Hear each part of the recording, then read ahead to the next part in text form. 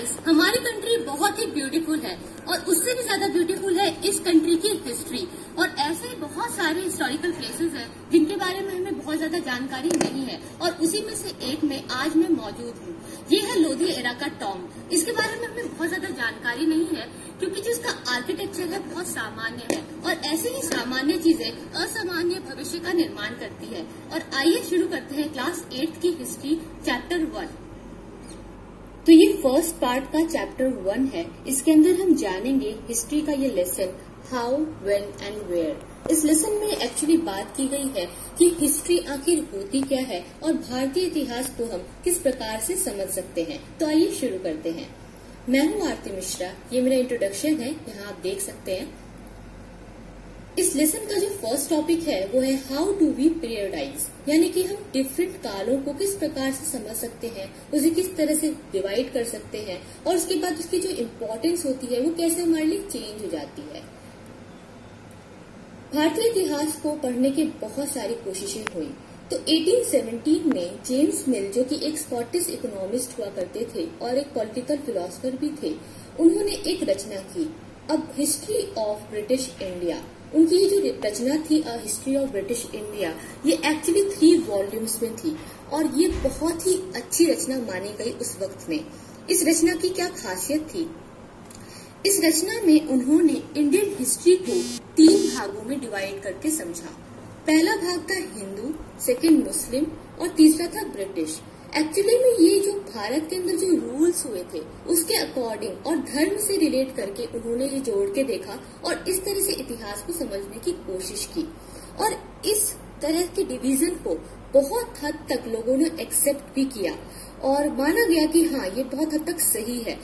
लेकिन इसमें फिर भी बहुत सारी खामियां हैं। अगर आप ध्यान से इस बारे में सोचें तो आपको लगेगा कि इसमें बहुत सारी प्रॉब्लम्स है, क्योंकि ये जो डिवीजन है ये अपने आप में ही इसमें काफी सारी दिक्कतें हैं। जैसे कि पहला जो पार्ट है वो हिंदू से रखा गया है, यानी कि जब हिंदू धर्म का अधिपत्य था, जब हिंदू रूलर्स हुआ करते थे। फिर मुस्लिम्स के बारे में बात की गई और उसके बाद ब्रिटिश इंडिया की शुरुआत हो जाती है। जेम्स मिल के अकॉर्डिंग क्या था कि ये जो दोनों टाइम है हिंदू का और मुस्लिम्स का, इस वक्त में बहुत ज्यादा डेवलपमेंट नहीं हुआ था। एक पिछड़ेपन की बात की गई है, बहुत सारी प्रॉब्लम्स थी इंडिया में, बहुत सारी कुरीतियां थी, सोसाइटी डेवलप नहीं थी। कहा जा रहा है कि यहाँ पे जो लोग हैं वो अनसिविलाइज्ड हैं, उन्हें रहने का, जीने का, खाने पीने का तरीका नहीं पता। लेकिन जैसे ही ब्रिटिश इंडिया की शुरुआत होती है, जैसे ही ब्रिटिशर्स की एंट्री होती है भारत में, वो इंडिया को सिविलाइज कर देते हैं। वो हमें सिखाते हैं कि एक्चुअली में लाइफ क्या होती है, कैसे मॉडर्नाइजेशन हो सकता है और कैसे प्रगति हो सकती है। लेकिन एक्चुअली में ये इतनी भी इस बात में सच्चाई नहीं है और इन सभी चीजों के पीछे कुछ सीक्रेट्स हैं जो छुपे हुए हैं। तो आइए उसे भी समझ लेते हैं। मिल के अकॉर्डिंग क्या था कि जो एशियन सोसाइटीज हैं वो बहुत हद तक यूरोपियन सिविलाइजेशन से लोअर लेवल पे है, यानी कि नीचे दर्जे पे उनको देखा गया था। इसमें हमारी इंडिया भी फॉल करती है क्योंकि इंडिया भी एशियन सोसाइटीज में ही आ जाती थी। तो उनके अकॉर्डिंग क्या है, जो हिस्ट्री है ब्रिटिशर्स के पहले जो भारत की जो पूरी कंडीशन थी वो बहुत अच्छी नहीं थी। यहाँ पे हिंदू और मुस्लिम रूलर्स थे जो कि आपस में लड़ रहे थे और जो कंट्री है वो बहुत सारे प्रॉब्लम्स फेस कर रही थी। यहाँ पे असहिष्णुता थी, यानी कि रिलीजियस इंटॉलरेंस की स्थिति थी। लोग जाति के नाम पे, धर्म के नाम पर लड़ रहे थे, लोगों में अंधविश्वास था और इस तरह की जो चीजें हैं वो सोसाइटी में बहुत डोमिनेट कर रही थी। मतलब अच्छाइयों से ज्यादा बुराइयां थी, कुरीतियां थी।